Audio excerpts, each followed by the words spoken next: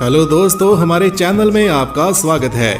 90 के दशक में डीडी मेट्रो पर एक जासूसी शो आया करता था जिसका नाम था राजा और रैंचो। एक बंदर के साथ रहस्य सुलझाने वाले इस एक्टर को देखने के लिए उस दौर के बच्चे पूरे हफ्ते इंतजार किया करते थे। क्या आपको पता है कि राजा बना वह एक्टर कौन था? और क्या आप यह भी जानते हैं कि वह एक्टर सिर्फ टीवी की दुनिया का ही हीरो नहीं बल्कि असल जिंदगी का भी हीरो निकला। जी हाँ दोस्तों, एक्टिंग छोड़ने के बाद उन्होंने कुछ ऐसा काम शुरू किया जिसको जानकर आप उनकी तारीफ किए बिना नहीं रह पाएंगे। चलिए आज हम आपको इस एक्टर के एक्टिंग में आने से लेकर उनका वह काम भी बताते हैं जिस काम ने उनको असली हीरो बना दिया। 1997 में डीडी मेट्रो पर राजा और रैंचो आता था जिसको सभी बड़े प्यार से देखते थे। पहली बार टीवी पर एक ऐसा शो आया था कि कोई जासूस अपने दोस्त बंदर के साथ जासूसी करता था, पर कम ही लोग जानते हैं कि राजा और रैंचो वाला जो राजा था वह है कौन था। 90 के दशक में सबके पसंदीदा बन चुके इस अभिनेता का नाम था वेद थापर। वेद थापर यूपी में पड़ते मेरठ शहर के रहने वाले हैं। यहीं पर 10 मार्च 1970 के दिन वेद थापर का जन्म हुआ था। पिता फ्रीडम फाइटर थे और शास्त्रीय संगीत में भी रुचि रखते थे, तो पिता का प्रभाव वेद थापर पर भी था और वह बचपन से ही देशभक्ति के रस में डूबने लगे और कला तो जैसे उनके खून में ही दौड़ रही थी। परिवार का कला से इतना लगाव था कि उनके एक घर में थिएटर भी था। वेद थापर जब 2.5 साल के थे तभी स्टेज पर कविताएं सुनाने लग गए थे, तो पिता ने मेरठ में ही एक अच्छे स्कूल में वेद का दाखिला करवा दिया। वैसे इनका फिल्मी और टीवी पर पहुंचने का किस्सा भी बड़ा दिलचस्प है। वेद थापर जब थोड़ा बड़े हुए तो मेरठ के थिएटरों में भगत सिंह के किरदार किया करते थे और यहीं से इनकी किस्मत का दरवाजा पहली बार खुला। 1985-86 की बात है।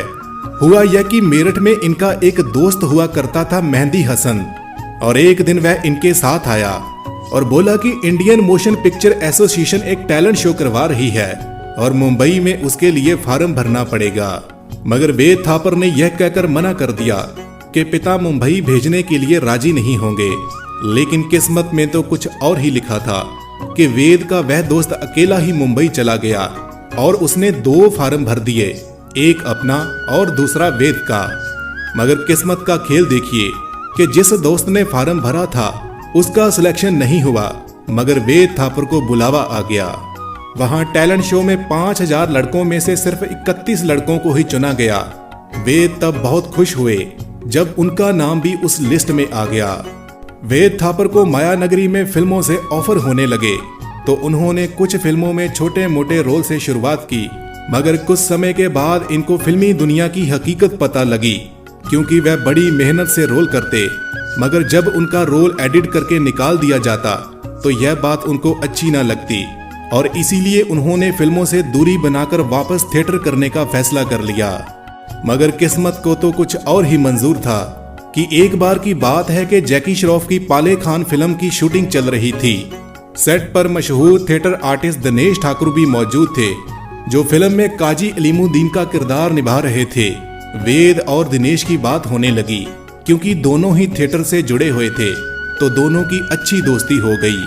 दिनेश ने उनको अपने साथ काम करने का ऑफर दे दिया और अपने नाटक तुगलक में नाटक सूबेदार का रोल दे दिया। तो वेद के इस रोल को देखकर सब उनके फैन हो गए। बस यहीं से उनके दिन बदलने शुरू हो गए और वह दिनेश जी के साथ देश विदेश में नाटक करने लगे। वैसे तो वेद थापर फिल्मों को छोड़ चुके थे, मगर कैसे नसीब उनको दोबारा खींच लाया, यह किस्सा सुनिएगा। हुआ यूं कि पृथ्वी थिएटर में मन्नू भंडारी का महाभोज नाटक चल रहा था, तो वेद भी उस नाटक में एक्टिंग कर रहे थे। उसमें मशहूर अभिनेत्री दीप्ति नवल भी आई हुई थी। तो जब उन्होंने वेद को एक्टिंग करते देखा तो वह हैरान हो गई। उनकी एक्टिंग देखकर वह सोचने लगी कि इतना अच्छा कलाकार सिनेमा से कैसे छुपा हुआ है। तो नाटक खत्म होते ही दीप्ति वेद के पास आई और उनको लेकर सीधा दिलीप कुमार और राजकुमार के पास पहुंच गई। उन दिनों सौदागर फिल्म की कास्टिंग चल रही थी और राजकुमार का जवानी वाला रोल करने के लिए उनके जैसा दिखने वाला एक्टर तलाशा जा रहा था। ऐसा कम ही होता था कि जब राजकुमार को कोई पसंद आ जाए, मगर वेद थापर राजकुमार को पसंद आ गए और फिल्म में उनको ले लिया गया। बस यहीं से उनके करियर की गाड़ी चल पड़ी। सौदागर फिल्म के बाद उनका खूब नाम हो गया और उनको अच्छे अच्छे रोल मिलने शुरू हो गए। वह टीवी पर भी छा गए और एक टीवी सीरियल ने तो उनको घर घर में बच्चों का हीरो बना दिया। उनको एक जासूसी वाला शो ऑफर हुआ जिसमें उनको बंदर के साथ मिलकर रहस्य खोलने थे। बंदर का कंसेप्ट उनको कुछ नया लगा तो उन्होंने फौरन हाँ बोल दी, मगर उनको नहीं पता था कि यह शो उनको अमर कर देगा। 1997 में आया वह शो राजा और रेंचो, जिसमें बंदर रेंचो के साथ राजा बने वेद की जोड़ी ऐसी सुपर हिट हुई कि घर घर में वह मशहूर हो गए। इस शो ने वेद थापर को उस मुकाम पर पहुंचा दिया जहां पहुंचने का लोग सपना देखा करते हैं।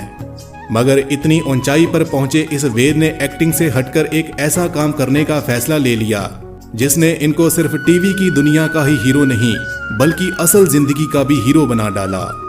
साल 2001 की बात है कि गुजरात में भूकंप ने तबाही मचा दी थी, तो वेद थापर वहां के हालात देखकर शौक में डूब गए और उन्होंने इंडस्ट्री के लोगों से मदद की अपील की और 2 ट्रक सामान लेकर सीधा पहुंच गए गुजरात। वह सब कुछ छोड़ छाड़ कर 9 महीने तक वहीं रुके और लोगों को मुसीबत से निकाला। जब वह वापस मुंबई लौटे तो अपनी कर्मभूमि के बच्चों के लिए कुछ करने का फैसला किया, तो वह एक NGO के साथ जुड़कर बच्चों की नशे की लत को छुड़वाने लगे और बच्चों में देशभक्ति की भावना जगाने लगे। इन दिनों वेद थापर में मुंबई में ही अपना क्लिनिक खोल लिया है और वह लोगों का आयुर्वेदिक इलाज करते हैं। अगर उनके क्लिनिक में कोई गरीब आता है तो वह उनसे 1 भी रुपया नहीं लेते हैं और दवाई भी मुफ्त ही देते हैं।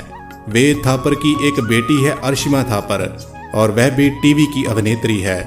इन दिनों असली हीरो बनकर वेद थापर समाज सेवा ज्यादा करते हैं और कभी कभार ही टीवी पर नजर आते हैं। दोस्तों, आपको वेद थापर कैसे लगते थे और उनका कोई सीरियल या फिर रोल आपको याद हो तो हमें कमेंट में जरूर